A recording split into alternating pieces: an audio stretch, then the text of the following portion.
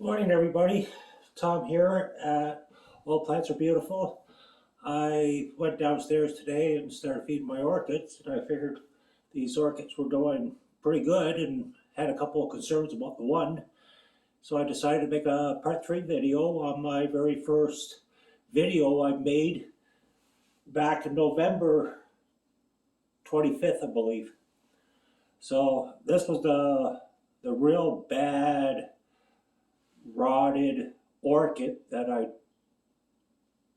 transplanted, and I was saying about moss, and it was so compacted moss, and I really got turned off on the moss bit.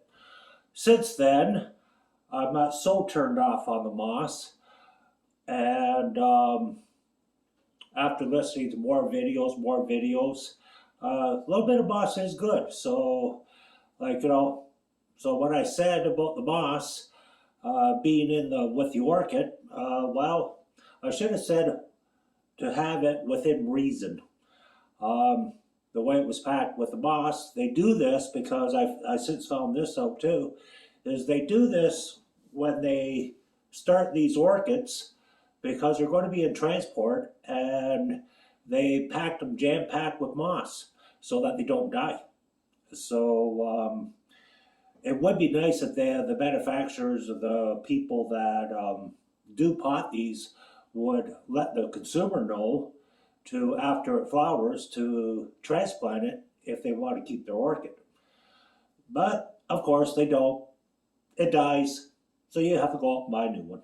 But anyhow, I was a little concerned about this orchid this morning because it was like the leaves are not, like, they're flimsy. And this is under my grow light. And the first thing I thought of is maybe too close to the lights. Watched a few videos. Orchid Girl, she made a video about 6 months ago, I believe. I seen that about 2 weeks ago, and she was talking about lighting. And so the first thing I thought, lighting. But upon watering it, I realized it was really dry. And then I got thinking, like, maybe not too much light, because yes, the leaves are turning a little bit purplish tinge. That is a cause by overlight, but it also is a cause by not enough water. So which is it? Your guess is as good as mine. If you want to venture a guess, make a comment below. But other than that, I refreshed her, rehydrated her, and I did notice that it is coming along, because if you could see or not see, I wish I had a little stick, but there's a new leaf coming. And that's about it. Like, I mean, there's no new roots coming, but there is a leaf coming. It's going to probably take some time.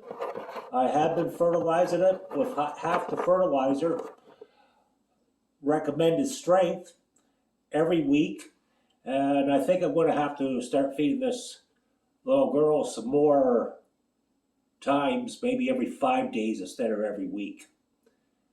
And we'll see if these leaves just don't perk up more, and this middle leaf, see how that does. It did lose a couple of leaves. It shedded them, but I'm not too concerned about that. Now I'm just a little worried about the lighting and the water, and I won't tell you what I think it is. Maybe I'll put it in a comment below. But anyhow, that was the first one that I transplanted. This, if you recall, was the one that was in the Jello container. Well, unfortunately, the Jello container didn't work out. So, like I said in my first video, or my second video, in the second part, I didn't have a pot, so I just made one. And well, this one I didn't make. This one was a pot, but it didn't have any side ventilation. So I think this is the pot that I said was too big. But the Jello container with the I guess the being top heavy, and like every time I went to take it out, it would fall over. I had a lot of trouble. So I figured, nope, I'm going to turn around and put it in the bigger pot and not water it every week, maybe every 10 days. And I do water this thing between 8 and 10 days.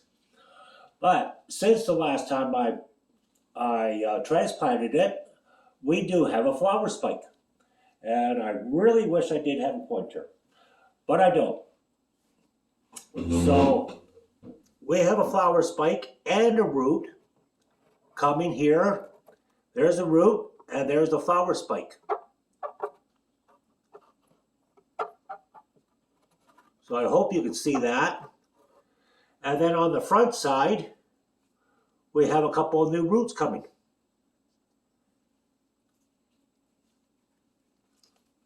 So this is a real good sign. This one is doing a lot better than this little one. And we also have new root growth on the old root. So everything is a thumbs up on this one. And since I said thumbs up, please hit that thumbs up button while you're watching if you like this video.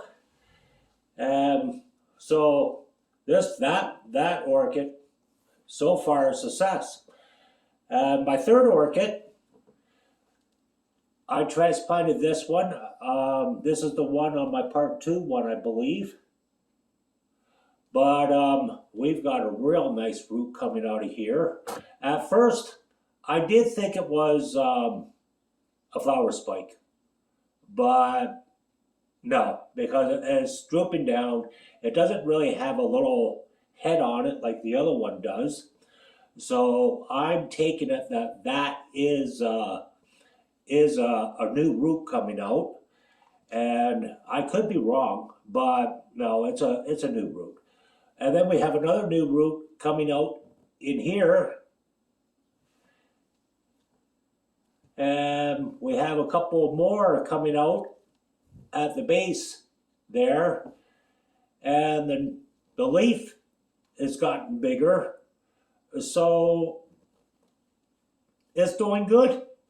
And we're going to shed a leaf pretty soon right here, so it is doing absolutely great. And maybe on my next video on these guys, hopefully we have I got a little note in there. I bet you any money that's going to be a flower spike, but a little too soon to tell. And like I said, I thought this one was a flower spike when it first started appearing, and it turned out to be a root, which is a good thing because I'm not really too sure if I really want it to bloom right now. I would rather have new roots getting into the ground before it concentrates on putting the flower spike up. So I figured I bring out my new orchid here. I just love the white on the leaves. But this is what you got to watch for when you buy a new orchid. See all the nice green roots? Nice, healthy orchid. Now, we got is just packed full of moss, but the orchid's doing good, not rotting, nice and green roots. There is absolutely nothing wrong with this plant. So we're just going to leave it alone, and when the flowers do die back, I will definitely be transplanting this. But I always listen to the Orchid Girl. I've mentioned her a lot in my videos. She layers. So what I'm going to do is I'm going to put a layer of moss, then a layer of the orchid mix, then a layer of moss, layer of orchid mix, all the way up. And like, I really trust the orchid girl. She knows what she's talking about, and I'm learning a lot from her. And last but not least, my daughter Aurora bought me this for Christmas, and I let her pick it out. And beautiful, beautiful yellow flowers. We'll show you the other side. Now, when I picked up this flower, or she picked it, but when we picked it out, we have, I might spill a little bit of soil, but see the yellow bud? That bud is dying. Now that really doesn't concern me because that next bud is nice and green and plump, and it's starting to shoot another one. Every orchid you buy, if you lose a couple of buds, don't worry. It's probably the plant has gone under a little bit of stress, and like the orchids I have bought so far, they all seem to have lost a couple of buds. So there is no concern there. But I also wanted to point out that we got beautiful green roots, like the store-bought. I bought this at No Frills. Beautiful roots. Beautiful roots on this one. And this one came from the nursery. And I don't know if you realize, or it's actually caught on, but no moss. Now, it's probably moss on the plug of the orchid, but they use the moss to keep it alive and transport. But at least we don't have to transplant this guy after the flowers die. So, like, you know, sure, you pay a little more at the nursery, but, like, you know, healthier plant. And I learned really fast on looking at the roots. So that's my update for my little orchids. And I hope you enjoyed this, and thank you for tuning in. And please subscribe if you haven't subscribed. I've given a free giveaway. I still don't know what I'm going to be giving. I've got a few ideas in my head, but I've only got 11 subscribers. So please be number 12. And I hope that you enjoyed this video, and I shall make another one shortly in the near future, within the week. But these guys, I'll give it another couple of months, and I'll see you back with them. Until the next time, have a real excellent day. And don't forget to, New Year, everybody is eligible to put $6,000 in your tax-free account. So I took advantage of that yesterday, transferred some funds that I had in non-registered and put them into tax-free. And great thing to have for tax-free accounts, because when you cash them out, no taxes. And your RSPs, like a lot of people, they want to do their RSPs before they're tax-free. But what they don't realize is, okay, you pay a little bit of tax if you don't make your RSPs put them in for RSPs. You don't get the tax break, but when you put them in tax-free, that all builds up, and then when you do take the money, it's all tax-free. But when you take your RSPs out, well, they're going to nail you, and chances are you've made more money 5 years down the road than this year. So just something to think about. But anyhow, I'm not here to talk financial. I'm here to talk orchids. So have a great day, and we'll see you on the next video. Thanks a lot.